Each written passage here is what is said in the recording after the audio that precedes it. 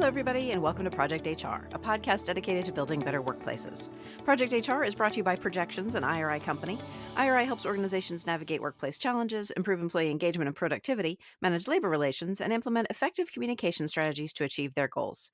For more information, you can visit Projections online at projectionsinc.com and IRI at iriconsultants.com. I am Jennifer Orqua, Director of Business Development for IRI, and your host for today's episode of Project HR. As HR professionals, so much of our job is about creating connections both internally and externally, reaching out and nurturing the development of relationships between team members and departments, with leadership between employees and our colleagues within the human resources community. So yes, I'm talking about business networking. And if those two words evoke nothing but awkward conversations and drab convention hall lobbies, you'll want to keep listening because I'm welcoming back a member of the Project HR family, Chris Tuff. Chris is the EVP and Executive Director of Partnerships and Growth for 22 Squared and a two-time author. The last time he was on the show, we talked about his landmark book, The Millennial Whisperer. And today he's going to be sharing his new book, Save Your Asks, Evolve Your Networking Currencies, Grow Your Influence, Triple Your Business. Chris, it's so great to have you back on Project HR.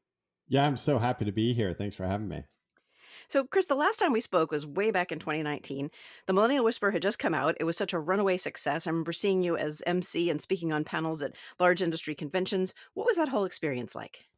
Yeah, I mean, I'd like to say in hindsight it happened fast. In the moment, it happened slower. But it was really about 8 months in that I looked around and I achieved one of my big goals was to speak on the main stage at Nike, and I was Mm. at Nike doing a big engagement with them. I was like, well, wait, I think this is it, right? And Yeah. so it was a kind of pinch me moment being there Yeah. and being able to once again, I think, scale the impact across some of these larger organizations. And then obviously the pandemic hit. Yeah, for sure. But because it was so successful, the Millennial Whisperer, I imagine there was a lot of encouragement to follow it up. Did you know immediately what you wanted to write about next, or was there a period of discovery? I tend to be a person that's always looking at the next thing, right? I mean, I've built my career on really predicting what the next big things would be, right? And Yeah. my passions evolve as a human towards those places. And one of my pieces that I guess I grew a little frustrated with was, the Millennial Whisper largely was about having genuine connection inside your own four walls. And a lot of it is dependent on leadership, right? And one of my frustrations was that I wasn't to impact leadership, it takes time. And I asked myself kind of as I was working with these organizations, where could I potentially go in and do a speech and have an immediate impact on top line growth? And Mm. it's like, wait a sec. What if I took this same sort of platform around genuine connection and brought it towards how we look at networking and our own sales cycles? And that's essentially what we did. And of course, you and I met for the first time at a business event. You're incredibly outgoing. I imagine that networking has always been kind of natural and easy for you. Is that a fair assumption? It is. I mean, everyone has those things that people go to advice to them for, right? Hmm. And one of the things that people would always go to me for advice around was, Chris, how is your network so ridiculous? How do you end up being surrounded by some of these people? Like, can you give me some tips? And I've always had that kind of ability, right? Being super extroverted, Hmm. always being in, I'm the youngest of six kids, an identical twin. I think that influenced my outgoing nature. But, I can't say that in networking events, I was super successful. Where I've been really successful is in creating some of these longer term genuine connections with very influential people. And I went back to, it was really actually as the pandemic hit and I started to question everything. I'm like, what am I going to do now? All my speeches just went away. I call it my 20-minute rule, which is in 20 minutes, you can kind of wallow and be, self Sure. defeat, right? Like be Right. Yep. down. I like And it. then it's like, all right, and then you got to kind of power back and you've got to be Hmm. resilient. And those are the two that what I'm trying to teach my daughters who are 12 and 10 is the power of tenacity and resilience. And I Hmm. think that is what's most important. And so it was actually about 18 minutes in after being like, oh, I was actually supposed to be on the main stage at Nike with the president, Heidi O'Neill. And it was Heidi's assistant that said, okay, Chris, the world's coming to a shutdown and we don't know when this is going to happen. I wallowed in it for 18 minutes. And then I asked myself, I'm like, what's the one book? If I'm going to use this downtime to create something, what's the one book I was born to write? And I reflected back on a guest lecture I'd done at my alma mater, Vanderbilt, for the whole senior class 5 years prior. And I thought about what if I did that? Because it was the highest rated guest lecture of the year. And it was titled How to Network Like a Mofo. And it had like, I had a line of these students like going back outside of the classroom, Sure. Yeah. waiting to kind of talk to me about some of these concepts. And I was like, wait, I think that's it. Right. Like, meanwhile, I'm on the recipient end, as are a lot of the listeners, of people going in for the ask too early. What if I actually created a book title that was a call to action for all of us to save our asks, and instead to create genuine connection with others with the only intention being that? I was like, okay, wait, I think this is it. So This is let's the start idea. interviewing. This is Yeah. it. Right. I love it. I love it. So, I mean, and truly, love it or hate it, networking connection, those are an important part of everybody's success. But I've met a lot of people who feel that they're generally just not that good at it. And so let's get into this asks concept. What do we get wrong? So, one of my favorite quotes is curiosity is the difference between connecting and networking. Networking and networking events are indicative of some sort of exchange or reciprocity that's going to be taking place. It's give and take versus just that desired outcome being a genuine connection with that other human being. Hmm. And it was really in interviewing some of the world's top networkers, right? From Paul Brown, who runs Inspire Brands, to pro surfers and, multi-billionaires and just salespeople that have created very successful companies out of even commoditized products like wood, right? Hmm. It was the common theme in all of these discussions was that creating relationships is fairly easy in life. It's sustaining them that's so difficult. Hmm. And the other common theme, especially with some of these, what I would call untouchable leaders, is that it's when people go in with that intention of genuine connection without that desired outcome of just doing business with them, that business ends up taking place. And that's essentially the book that I sought out to write, Mm-hmm. given Mm-hmm.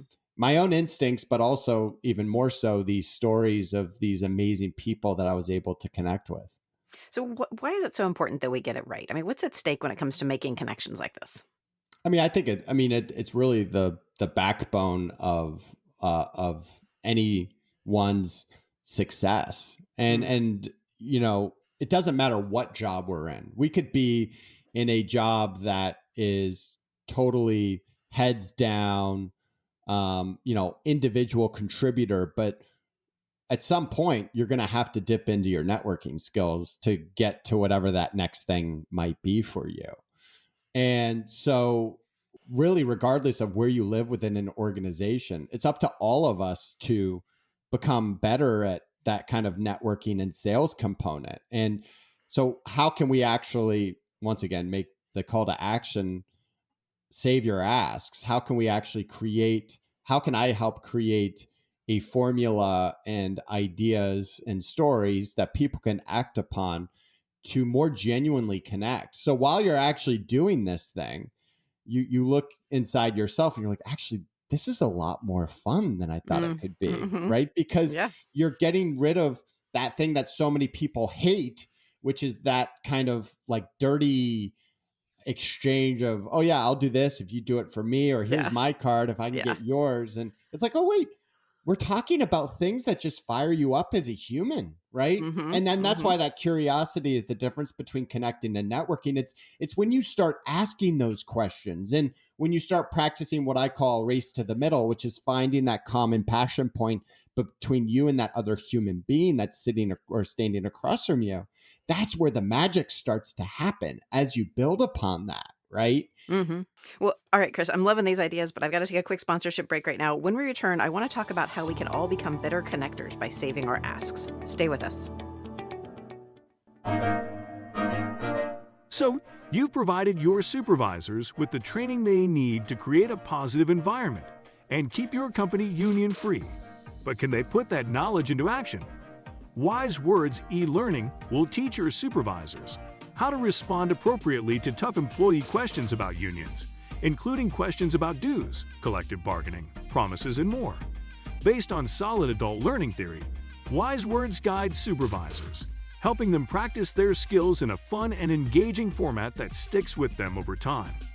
Wise Words e-learning is delivered in microbursts of learning and is available online 24/7. Your leaders can practice their skills anytime and anywhere there's an internet connection on any device.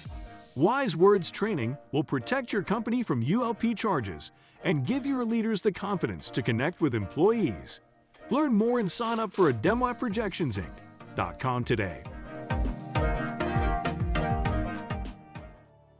And I'm back with Chris Tuff, author of Save Your Asks, Evolve Your Networking Currencies, Grow Your Influence, Triple Your Business. So, Chris, in your book, the journey to connect with others starts with connecting with yourself and your own currency. Can you explain what that is? Yeah, your currency is that thing that you get paid to do. All right. And I think a lot of people muddle their currencies with other things. But for example, the person at the public supermarkets that's stocking the shelves, that person's currency is organization, where to find things. And, he's he or she's the first person you go to when you're trying to find like the soy sauce with Mm-hmm. no added Right? preservatives, right? Sure. Like that weird thing, right? Yep. That's their currency. And a lot of people forget as they go into these networking discussions and as they look at themselves, they forget what their currency is.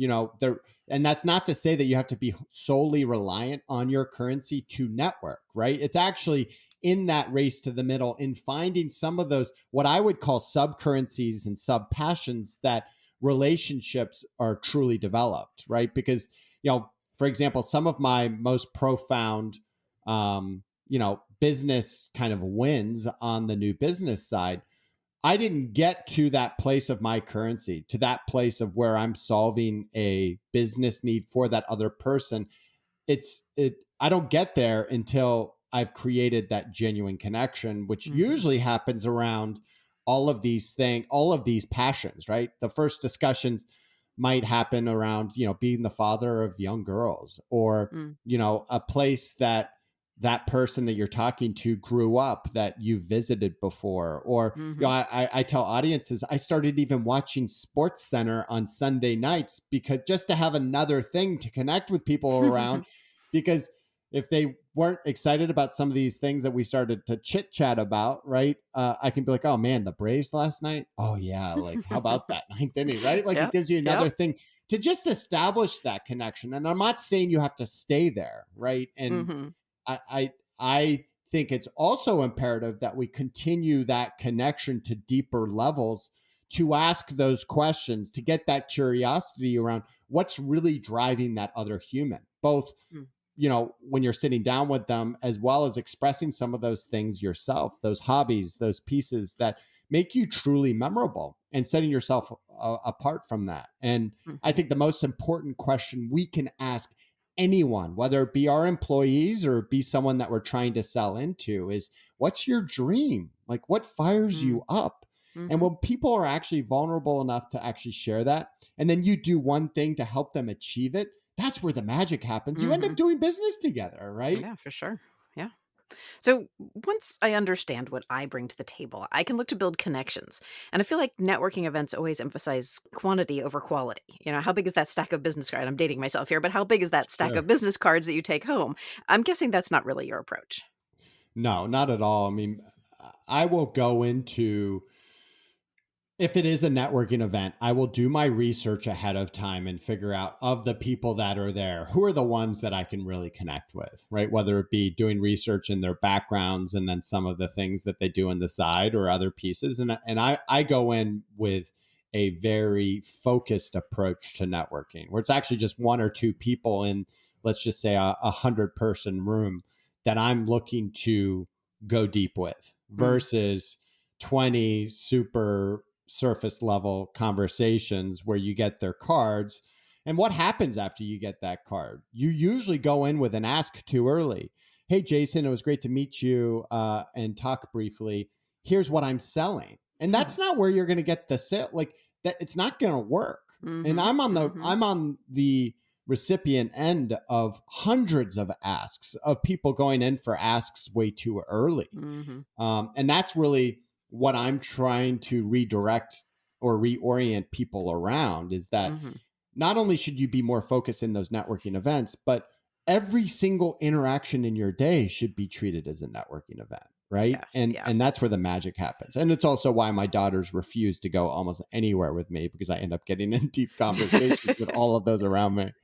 Yeah, and what you're describing is so true, and in an everyday sense. Like I get it on LinkedIn all the time. Somebody will connect with me and then all of a sudden start to pitch me. I'm like, no, that is not the way Well, this and I call works. it automating your asks. Yeah, Right.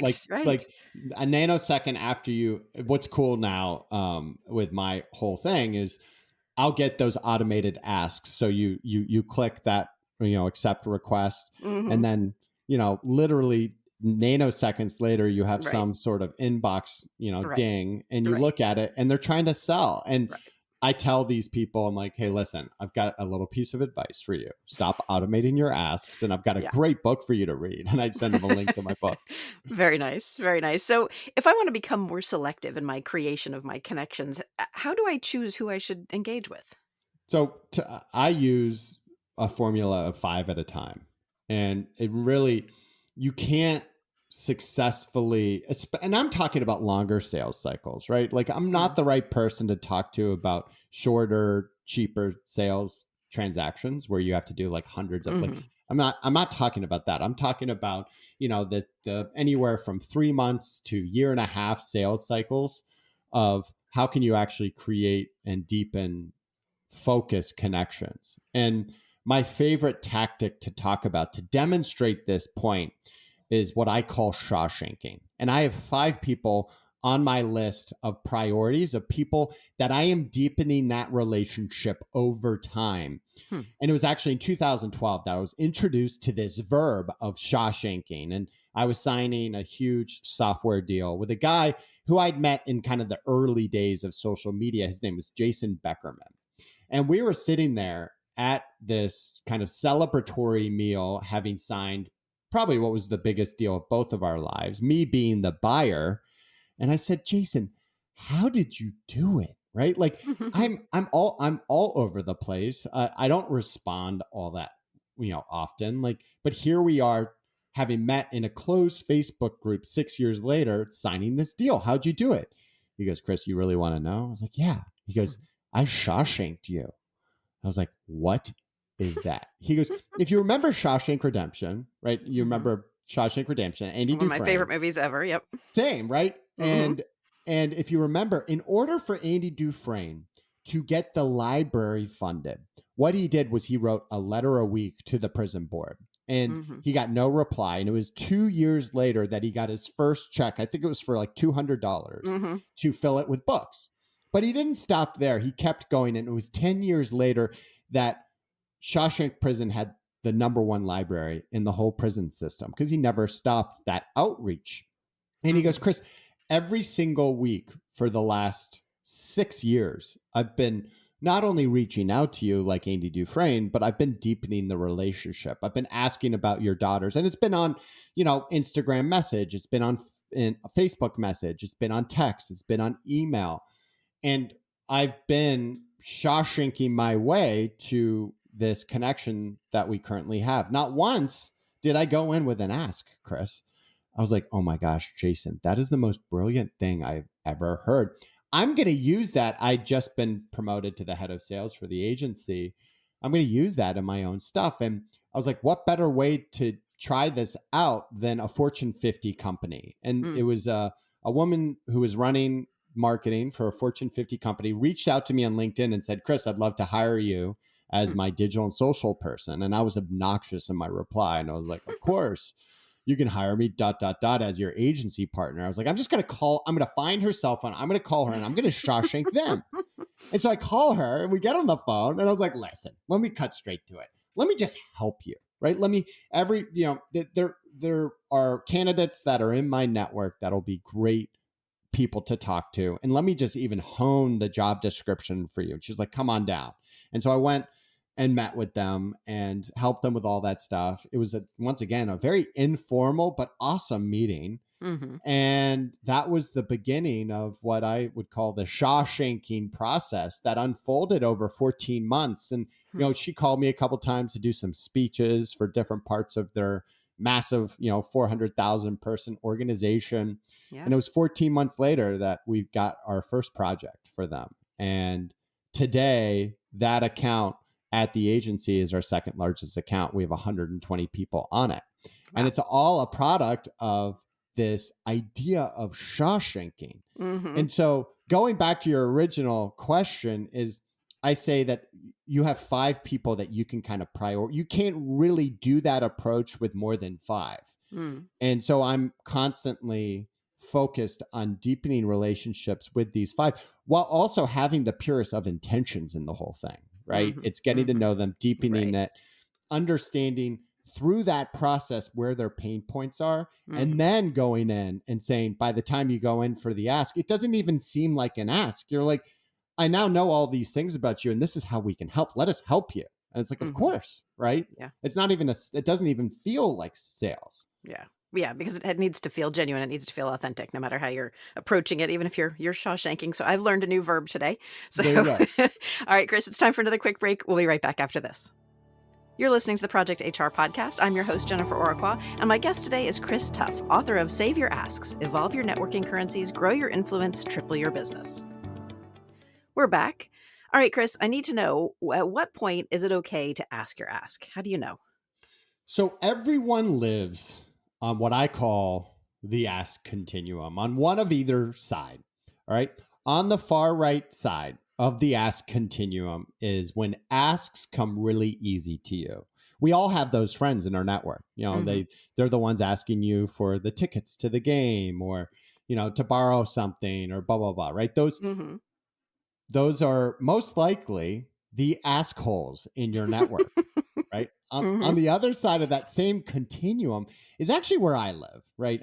I would say I learned this process. I'm a recovering ask hole that went way too far to the other side. And if you're a people pleaser, if you're one of those people that feel almost guilty to go in for an ask, you are on that other. Asks come very difficult to you. So a lot of times you'll actually let the ask pass you by, right? So we all have work to do as humans to get us closer to this middle ground. And I, for one, actually practiced this. The first person that I interviewed for Save Your Asks was a serial entrepreneur who's had massive success for himself. His name is Jason Trotwine. And Jason was introduced to me through family friends. And I got on a Zoom call as he was at his house in Hawaii. And we had instant connection. It was just, you can feel the chemistry and something like that. And it was towards the end of our discussion, I said, Jason, listen, I'm going to be honest with you. You're my first interview for this book. And I'm going to practice one of my tactics for those people that live on that left side of the ask continuum where they let asks pass them by. Are you ready? And Jason was like, I'm ready. I said, all right, it's called masking your ask in your dream. And he goes, bring it on, Chris. I go, okay. It is my dream, Jason, to create a handbook to help people become better networkers and sellers, but also in the process, make the whole thing a lot more fulfilling for them. Who in your network do I have to talk to? And he kind of lights up and didn't even have to think about it. He goes, Chris, there is this pro surfer who's Kelly Slater's right hand in the surf world named Raymana. And Raymana is the greatest connector of super influencers and billionaires of anyone I know. If you look at his cell phone, he's getting calls from the who's who.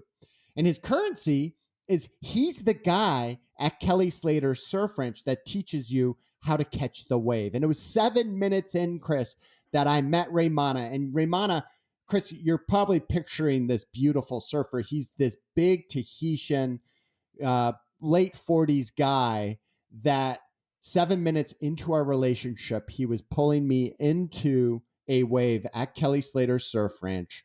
And he turned back. He put his hand on my heart. He looked into my eyes and he said, "I love you, brother. Now just breathe." And he pushed me off into the wave that ended up being the most epic wave of my whole life. And Chris, like, here we are 7 years later, Raymana and I talk on a weekly basis. It was a bond, a genuine connection that was created unlike anything I've ever felt. You got to talk to him. And I go, okay, bring it on. And it was the middle of the pandemic and I had really nothing else to do. And it was 24 hours later that Raymana FaceTimed me. And it came up as French Polynesia. I yelled at my wife in the other room as we're quarantined to our houses. I'm like, "Julie, it's the surfer Raymana." And Raymana goes, "Brother man." I can see in the background like his Tahitian hut as I can't even leave my house. And I go, "All right. Obviously, you're in Tahiti, Raymana, and I'm stuck we're not allowed to leave our houses in Atlanta. I want to live vicariously through you. So tell me about your day as you're in Tahiti." He goes, "Brother man, I just got off Sergey Brin's yacht. I was teaching his wife how to surf. Wonderful lady, actually pretty good surfer. Now here I am with you." I was like, oh my gosh, this guy truly is like the greatest connector of influentials in the world. I go, okay, so Raymana, my next question for you is this. Jason talks about this moment at Surf Ranch where you put your hand on his heart and you said, "I love you, brother," and then put him into the most epic wave. And that's where the bond, that genuine connection was really triggered. Tell me about that. He goes, yes. Now, don't tell Jason I told you this, but I say that to everyone when I'm teaching them how to surf. Classic. And I mean two things by it. One, I want you to take in this moment, breathe. Like, this is going to be probably the best wave you've ever had, or it's going to be the worst wave you've ever had. And you don't know what's going to happen. So I want the last thing you to hear is, "I love you, brother." I was like, dude, that's the most epic thing. And so here's what's so cool about it. Ready? Come full circle. Last week, I was at Surf Ranch with Jason for a fundraiser with Raymana, and Raymana coached me into the most epic wave of my life. And so it was like such an amazing full circle moment. I'd never met Jason before. I just connected with him, interviewing him for this book. And then fast forward a year and a half later, I'm there with Raymana and him at Surf Ranch living this thing. And that was all because of that, once again, genuine connection that was created off the whole thing. And for sure, we spend a lot of time making these connections. How do we maintain them? So an exercise, and that was the biggest theme out of everyone I talked to from all walks of industry. And creating relationships is easy. Sustaining them is what's difficult. And an exercise I actually do in my speeches, I say, with 20 minutes left into my speech, I say, everyone take out your cell phones, right? And everyone takes out their cell phones. I go, now think about the first person that comes to mind that you haven't had any interaction with in the last 3 months. The first person. Now I want you to text that person and just text them and say, "Hey, I was thinking about you today and I just want you to have an epic day." Put it in your own words, but reach out to them right now. And so everyone kind of, thinks about it and then they send that text. And when I see everyone's done, I go back into my speech. But then at the end of my speech, I revisit that moment. And I say, "Everyone, raise your hands if you've heard back from that person." And sure enough, I've done enough of these things that it's always around 25% of the audience. And I say, how awesome is that, right? That 25% of you all have heard back from that person that you may have never even had another interaction with. And, especially in the larger audiences, I will say, it might not happen today. It might not happen tomorrow, but there will be millions of dollars worth of business created off of that, all these texts that were sent. Because for the first time, you went in with genuine connection versus some sort of reciprocity in mind. And, what I also say at that moment is, now for those of you that don't have your hand raised, it might be a sign that you're an asshole. And that's why they're not responding to you. And those are the things that I think we all need to be more proactively practicing. Once again, it's not a numbers game. I'm not playing the game of numbers of what we all are on the recipient side of, just being okay with the 1% of those automated asks on LinkedIn that actually turn into a meeting and then turn into a business. I'm taking the opposite approach, which is, let's figure out where it is that you feel like you can genuinely deepen these relationships over time by practicing, once again, like this kind of texting. And what's even more impactful than texting is send a video message text Yeah, and say, hey, sure. Jennifer or whoever, we haven't talked in a while. I hope you're having an epic day. I just passed this golf course and I was thinking about your golf game, and I don't know if you ever played it, but you should check it out, right? Just simple things like Sure. that. That's where the magic happens. Yep. I definitely believe in using video, particularly on LinkedIn. It helps you actually make that connection instead of just being another asshole in the feed Exactly. there. Exactly. So I wanted to say I was inspired by your words in the book's preface regarding your reason for writing Save Your Asks. Can you tell us about that?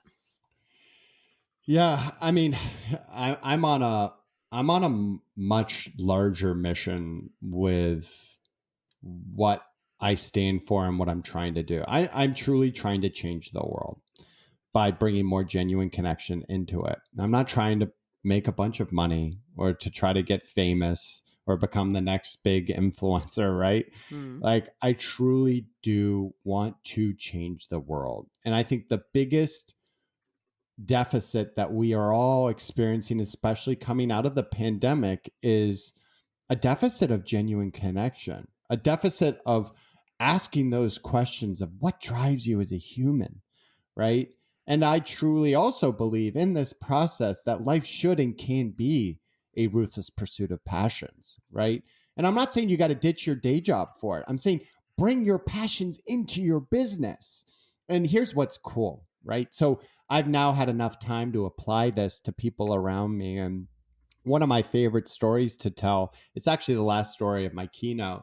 And I talk about a story of this guy, Bonner. And Bonner was in the audience of a speech I was doing to a bunch of dentists out in Deer Valley, Utah. And so it was in between speeches that I was actually going up the chairlift with Bonner. And I asked him the most important question I think you'd ask anyone, which is, Bonner, tell me what it is that fires you up and where it is that you want to go, right? And we're now skiing together. He's keeping up, and he gives me his first response, which was, I want a $5 million practice. I'm 28 years old. I'm 1 year into this. I'm crushing it. I want to do what these other big guys are doing. I was like, Bonner, is that really what you want? And he's like, yeah. And it was about the seventh write up, the seventh time I asked that same question, that Bonner finally returns back to me. And he goes, all right, Chris, you want to know what I want? You want to know what I want? I want to do keynotes just like you, and I want to be a high school football coach. And I just go, my immediate response was very loudly on the chairlift as people look at me, boom, there it is, right? Bonner, like, that's the goodness. Now, here's what we are going to do. We are going to get 3 birds with 1 stone, Bonner. So I am going to work with you over the next 6 months to create a keynote that you are going to present to this same group of dentists about how dentistry is exactly like high school football. The difference between offense and defense, right? Not only that, we're going to, for your group huddles, you're going to bring football into your group huddles. You're going to put blackout under your eyes. For your rewards and recognition, you're going to give an MVP engravable trophy.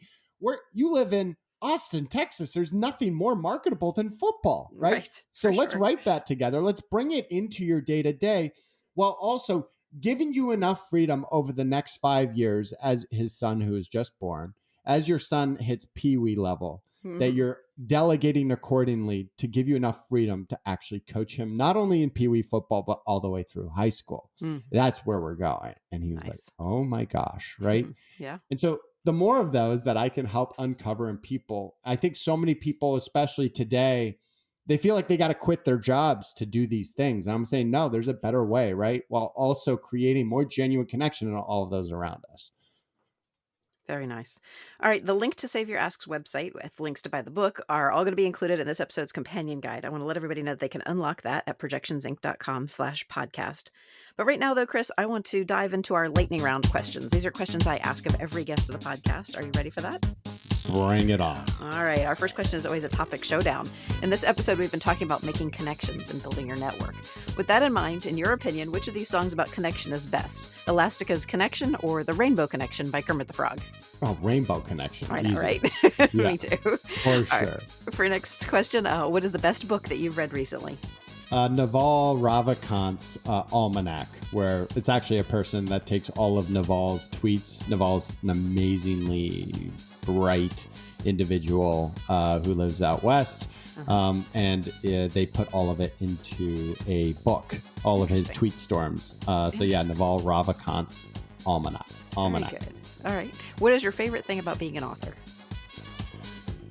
That's a great question. I think it's being able to change the world with something that you can just give them afterwards, right? So, and I give away as many of my books as I can. And it's my new kind of business card. So I keep, and you know, I'm on planes quite a bit making speeches. And so I keep 10 of them in my bag. And it just so happens that almost everywhere I go, I sit next to someone, I'm like, I think you could really utilize this. And so being able to give that to them. And then when you hear back from them, it's like, wow, I made a difference today. That's cool. Plus, you can build your biceps carrying around 10 books everywhere you go. Exactly. So, Exactly. All right. What general piece of advice do you offer to new hires within your organization? I think it's to understand where it is that you want to go as an individual. And I've been doing a lot of work with organizations around recruitment, and it's just as important that we ask those people where it is that they want to go, and imploring that they articulate those things, right? And getting some of these pieces as a human where it is that you want to go, and then mapping that back to your current role and the overarching organization, making that happen, bridging that gap. It's imperative that our employees do it as well, and not just on the recruiter side. All right, last question, and I'm pretty sure I know the answer to this one. Who or what inspires you today? Well, I just got back from Surf Ranch, where we were actually doing a fundraiser for a guy named Grant Corgan. And Grant was an amazing athlete who, at the age of 30-something, he was in a snowmobile accident and was paralyzed from the waist down. And his wife, super supportive, Shauna, helped him in his recovery. And it was 8 months into his recovery, he decided to push himself across Antarctica on a sled. Wow. And so there's a documentary about him called The Push. But what was even cooler is I just spent the last couple days with him and talking about a foundation that he's now created to help people in similar situations. And he's actually the only person that is paralyzed that has his FAA pilot's license. So he's actually using the gift of flight to inspire Army veterans and other people that have been paralyzed, called the Moment Foundation. And that's what I'm helping him with. Like, to be with him for 2 days, surfing waves at Surf Ranch with Raymana, him on his kayak, me on my surfboard, and us like high-fiving. And I mean, I get tears in my eyes just recollecting his positive outlook. And it's like, meanwhile, he has no use of his lower half of his body. Yeah. And what if more of us could actually look at life through that same lens? We'd do anything for that. That is truly So inspirational. Grant is it. Yeah, very good. Actually, I got goosebumps from that story. I love that. Thanks so much for joining me today on this week's episode of Project HR, Chris. Awesome. I want to thank our listeners also. Once again, this is your reminder to grab the companion guide for this episode at projectionsinc.com/podcast. If you'd like to be on Project HR or know someone who would, feel free to email me at projecthr@iriconsultants.com. And last but certainly not least, make sure you never miss an episode of Project HR. I hope you subscribe to the podcast. Drop me a line, leave me a review, or give us a handful of stars wherever you get your content. That's it from me for now. Let's make it a great day at work.